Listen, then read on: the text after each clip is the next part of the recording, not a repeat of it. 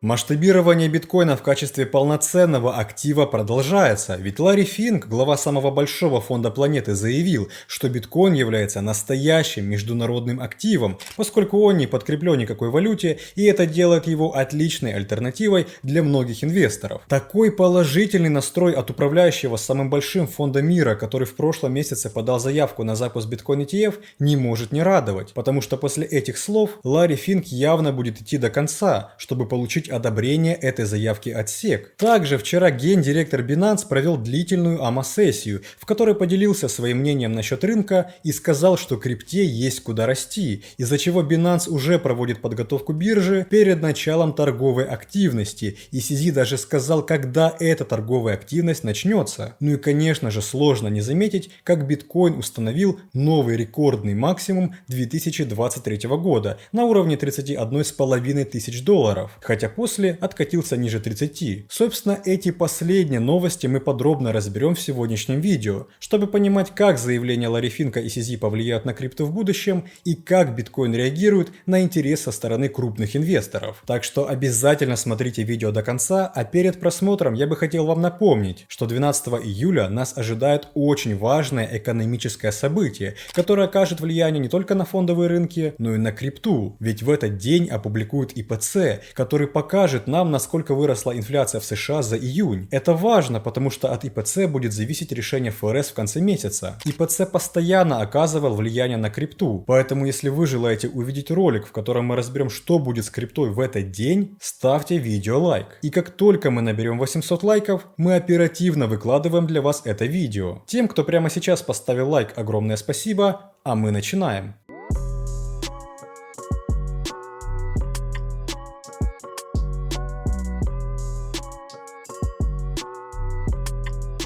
Всем привет, друзья, меня зовут Влад, и вы на канале Coin22. Перед тем, как мы перейдем к интервью Ларри Финка и прогнозам CZ, хотел бы ответить на главный вопрос, почему вчера упал рынок и биткоин опустился ниже 30 тысяч. Причиной такого падения стал отчет по занятости в частном секторе США. И первыми эту информацию получили подписчики нашего Telegram. Ведь все важные отчеты в первую очередь публикуются именно там. А помимо экономических отчетов, мы ежедневно публикуем самые актуальные новости и эксклюзивную информацию, которую вы нигде не найдете. Благодаря вашей поддержке наша комьюнити растет, и нас уже почти 10 тысяч. Спасибо всем, кто следит за нами в Telegram, ведь с каждым подписчиком мы масштабируемся и улучшаем качество нашего контента. Поэтому если вы до сих пор не подписаны и пропускаете важные события, обязательно подпишитесь. Касательно отчета, он показал, что в июне было добавлено 497 тысяч рабочих мест, что более чем вдвое превышает прогнозы. Рост рабочих мест – это хорошо, но не в условиях высокой инфляции, ведь сейчас ФРС всеми силами пытается сдерживать высокую инфляцию и поднимает безработицу. После этого отчета шансы на повышение ставки 26 июля выросли на 95%. Фондовый рынок сразу же полетел вниз, а биткоин тестировал поддержку ниже 30 тысяч. Такая реакция рынка связана с дальнейшим повышением ставок ФРС, которые негативно на них влияют. Это в принципе и стало главной причиной падения, но насчет инфляции и будущих ставок мы еще сделаем отдельное видео.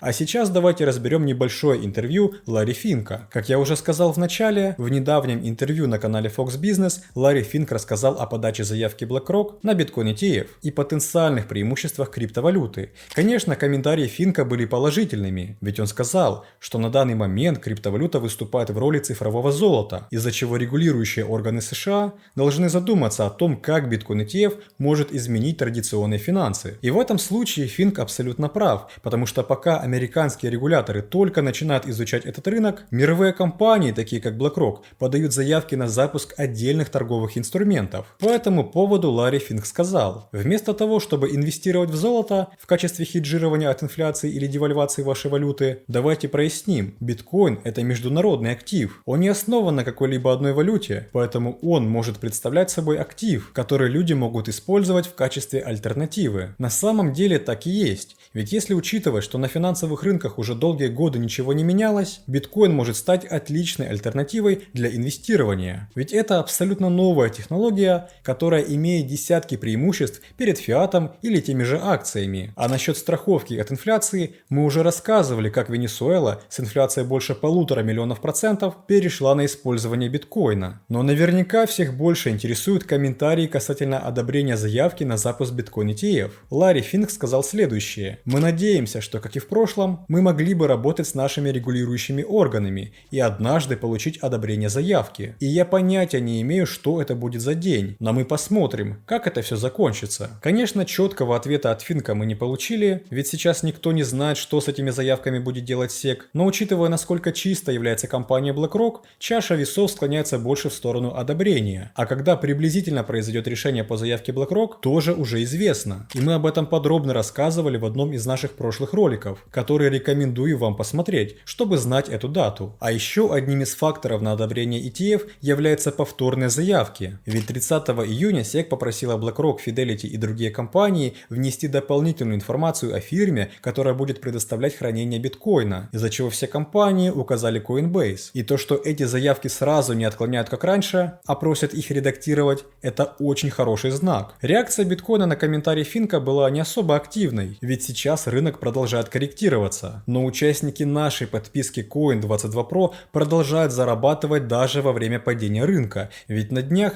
все участники Pro получили шорт-сделку по лайткоину, в которой было указано, на каком уровне открывать шорт, а на каком фиксировать прибыль. Также на вчерашнем отскоке Solana участники Pro заработали от 30% чистой прибыли, потому что вовремя получили лонг-сделку. И такой простой формат работы подойдет абсолютно для каждого, даже если вы только начинаете изучать крипту. Ведь перед тем, как открывать сделки, мы предоставляем пошаговое обучение, а также дальнейшее сопровождение 24/7, чтобы вы могли получить помощь на всех этапах торговли. Сейчас рынок скачет от уровня к уровню, но именно это движение поможет тебе заработать. Поэтому не упускай свою потенциальную прибыль, а переходи по ссылке в описании, присоединяйся к подписке Pro и уже сегодня заработай вместе с нами. Помимо Ларри Финка, положительные прогнозы на будущее крипты также прозвучали и от главы Binance Чangпен Чжао. На вчерашней АМА-сессии CZ рассказал о намерении BlackRock выйти на крипторынок, проинформировал нас о текущих нормативных действиях против биржи и поделился своими мыслями о следующем булране. Реакция CZ на заявку ETF от BlackRock была положительной, ведь он сказал, что это очень выгодно для криптоиндустрии. И CZ ответил на важный вопрос: сможет ли BlackRock забрать значительную часть рынка?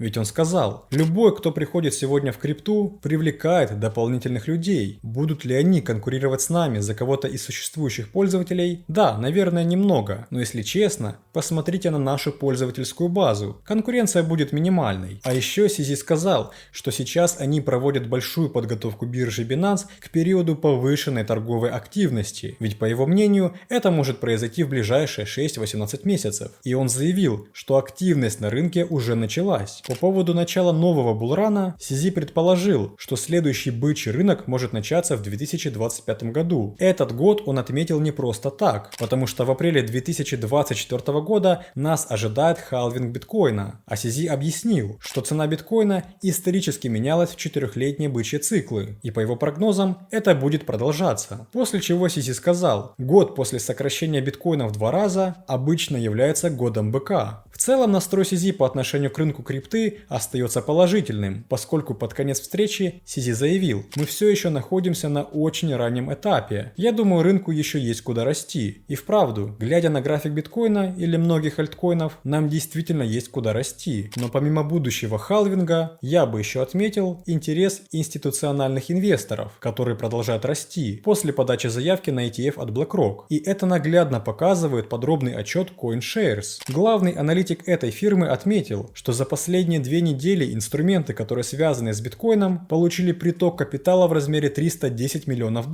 Ведь за это время 90% всех инвестиций в крипторынок направлялись именно в биткоин. Вот поэтому он и вырос выше $31 тысячи. Также выросли и торговые объемы, о которых говорил CZ. Согласно отчету, совокупный объем торгов спотовыми инструментами и деривативами на централизованных биржах вырос на 14% до $2,7 триллиона.